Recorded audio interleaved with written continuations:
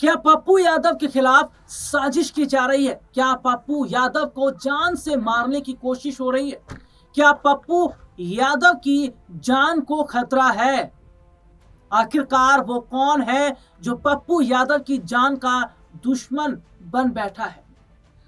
दरअसल पूर्णिया से निर्दलीय सांसद पप्पू यादव इन दिनों लगातार सुर्खियों में छाए हुए हैं और इस बीच खबर यह सामने आ जाती है कि पप्पू यादव की जान को वाकई खतरा है।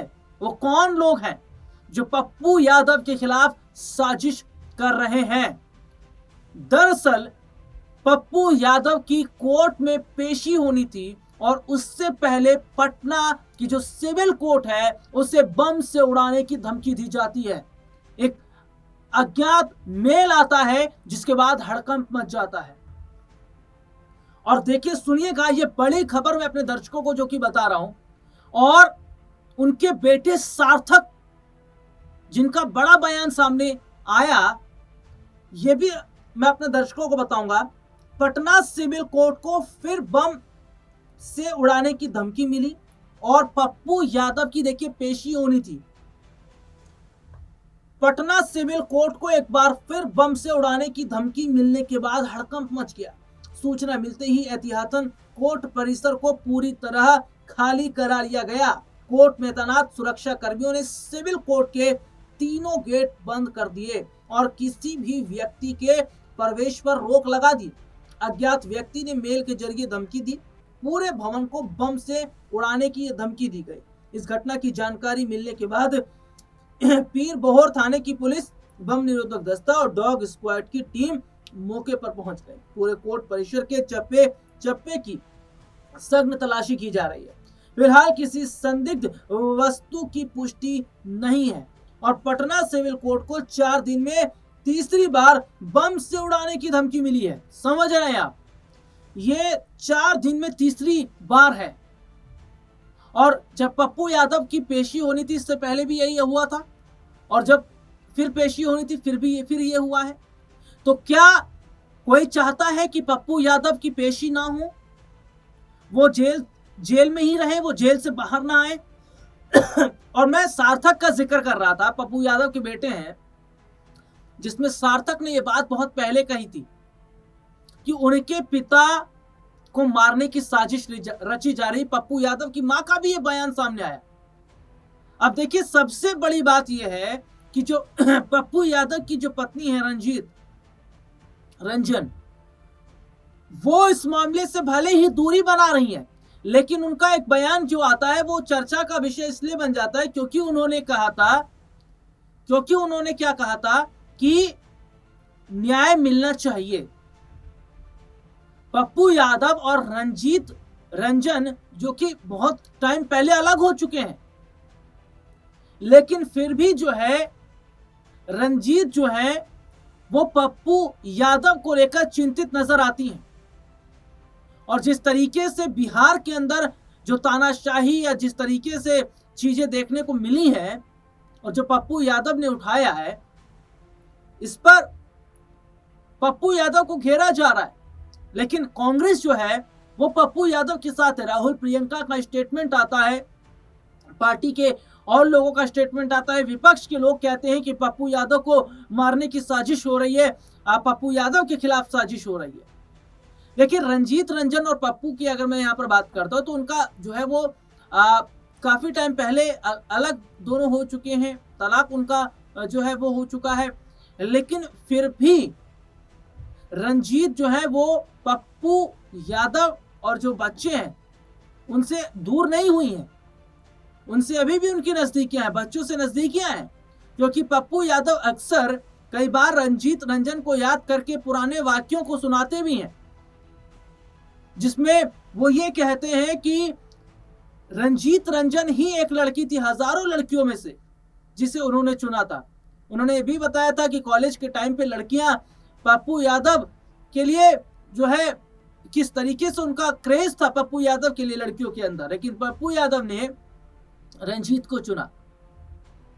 और बच्चों की मैं बात कर लूं तो पप्पू यादव बच्चों से भी बहुत प्यार करते हैं, अपने दोनों बच्चों से, सार्थक और उनकी एक लड़की और है। और जो पप्पू यादव की पत्नी है वो भी दोनों बच्चों से प्यार करती। देखिए वो एक अलग बात है कि किसी बात को लेकर अनबन हुई, दोनों अलग हो गए, लेकिन आज भी पप्पू यादव की चिंता रंजीत करती है। अब यहाँ पर एक सवाल ये खड़ा हो जाता है कि क्या अगर सच को उठाया जा रहा है, क्योंकि जो बिहार के अंदर जो नीट जो छात्रा का जो मामला था, जिस तरीके से देखने को मिला, छात्रा के साथ जो कुछ हुआ, उसको पूरे मामले को पप्पू यादव ने उठाया और तमाम बड़े बड़े लोगों पर उन्होंने खुलासे किए। हालांकि इसमें एक बात निकलकर सामने आई है कि जो मामला पप्पू यादव ने उठाया नीट छात्रा से जुड़ा, इसमें कई बड़े लोगों का नाम शामिल है और इसीलिए वो ये चाहते हैं कि ये मामला उठे ना,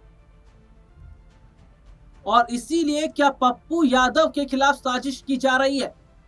क्योंकि देखिए जो 31 साल पुराना मामला था, जो 1995 का ये जो मामला था कि पप्पू यादव ने जबरन जो घर को कब्जा किया था और जिस तरीके से उन्होंने दबंगई दिखाई थी, दबंग छवि के माने जाते थे पप्पू यादव पहले, वो 31 साल पुराना मामला था जिस पर कोर्ट का फैसला आया भी था, जिसमें उन्हें जमानत मिल गई, लेकिन एक दूसरे मामले में उन्हें फिर गिरफ्तार कर लिया गया। यह मामला था कि भाई पप्पू यादव के समर्थकों ने पुलिस से हाथापाई की, पुलिस के साथ बदतमीजी की।